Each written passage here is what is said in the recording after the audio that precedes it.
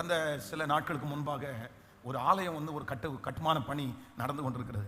சரி, அதுக்காக ஜெபிக்கிறதுக்காக போனேன். அப்போ வந்து ரொம்ப ஆச்சரியமாக இருந்துச்சு. அதனால் இந்த காலத்தில் வந்து ஆலயத்திற்கு வந்து பர்மிஷன் வாங்குறது அப்படின்னு சொல்கிறது ரொம்ப கடினமான ஒன்று. அப்படின்னா 17 இடத்துல வந்து நம்ம வந்து பர்மிஷன் வாங்கணும். குறைஞ்சது 17 பேருடைய சைன் இருந்தால் தான் சர்ச்சுக்கு வந்து பர்மிஷன் கிடைக்கும். பர்மிஷன் நமக்கு வாங்க முடியும். அதுக்கப்புறம் தான் ப்ராப்பரான பர்மிஷன் வந்து 17 பேர்கிட்ட நம்ம சைன் வாங்கணும். அது வந்து அவ்வளவு சீக்கிரமாக அது பாசிபிளே இல்லை. என்ன அப்படின்னா ஏதாவது ஒன்று சொல்லுவாங்க, இது பிரச்சனை அது பிரச்சனை அப்படின்னு எல்லாம் சொல்லுவாங்க. அவர் அதில் அந்த பர்மிஷன் வாங்கி அந்த சர்ச்சை அவர் கட்ட ஸ்டார்ட் பண்ணி அந்த வேலை நடந்துட்டு இருக்குது. ரொம்ப ஆச்சரியமாக இருந்துச்சு. நான் ஜெபம் பண்ணும்போது கேட்டேன், எப்படி இவ்வளோ இந்த மோசமான இந்த சூழ்நிலையில் கூட நீங்கள் எப்படி பர்மிஷன் வாங்குனீங்க அப்படின்னு கேட்டேன். பாஸ்டர், அதில் ஒரு சாட்சியை உங்களுக்கு சொல்கிறேன் அப்படின்னு. ஒரு டிராஃபிக் போலீஸ் அவங்கள்ட்ட ஒரு சைன் வாங்கணும்.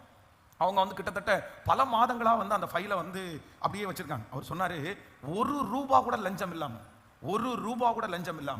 17 பேரிடத்துலையும் அப்ரூவல் வாங்கியிருக்கிறாரு. எனக்கு ரொம்ப ஆச்சரியமா இருந்துச்சு. எப்படி இது நடந்துச்சு அப்படின்னு அவர் சொன்னார். நான் வந்து அவங்கள்ட்ட சொல்லிட்டேன், நான் வந்து போதிக்கிறேன், லஞ்சம் வாங்கக்கூடாதுன்னு நான் போதிக்கிறேன். நாங்கள் லஞ்சம் கொடுக்கக்கூடாதுன்னு நாங்கள் எங்கள் பைபிளில் இருக்குது. அதனால என்னைக்குனாலும் நான் வாங்குவேன். ஆனால் நான் எடுத்துல முடிவாக இருக்கேன்னா நான் லஞ்சம் கொடுக்க மாட்டேன்றதுல முடிவாக இருக்கிறேன் அப்படின்னு அவர் சொல்லிட்டு இருக்கிறார். சொல்லி அது ப்ராசஸ் போயிட்டு இருக்குது.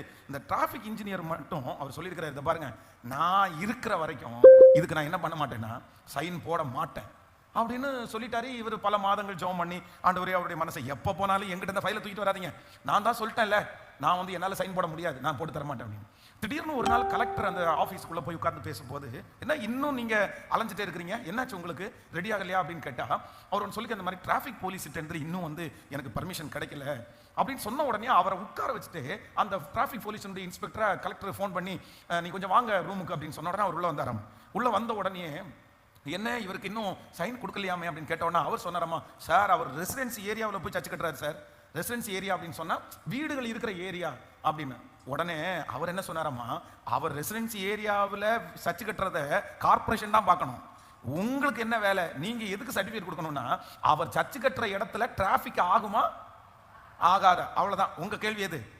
உங்களுக்கு என்ன ஆன்சர் தெரியணும்னா, உங்களுக்கு அவர் எங்க சர்ச்சு கட்டுறாருன்னு அந்த அது உங்கள்கிட்ட கேட்க வேண்டியதில்லை. உங்களுக்கு என்ன தெரியணும், அந்த இடத்துல டிராஃபிக் ஆகுமா ஆகாதா, அதுதான் உங்க வேலை. ஆகுமா ஆகாதா, இல்லை சார் அதெல்லாம் அங்கெல்லாம் டிராஃபிக் ஆகிறதுக்கு வாய்ப்பே இல்லை அப்படின்னா நீங்க கொடுக்க வேண்டியதானே, அவ்வளோதான், நீங்க போட்டு கொடுங்கன்னு சொல்லி 2 ஹவர்ஸ்க்குள்ள 2 மணி நேரத்துக்குள்ள சைன் பண்ணி கையில் கொடுத்து போங்க அப்படின்னு சொன்னாங்க.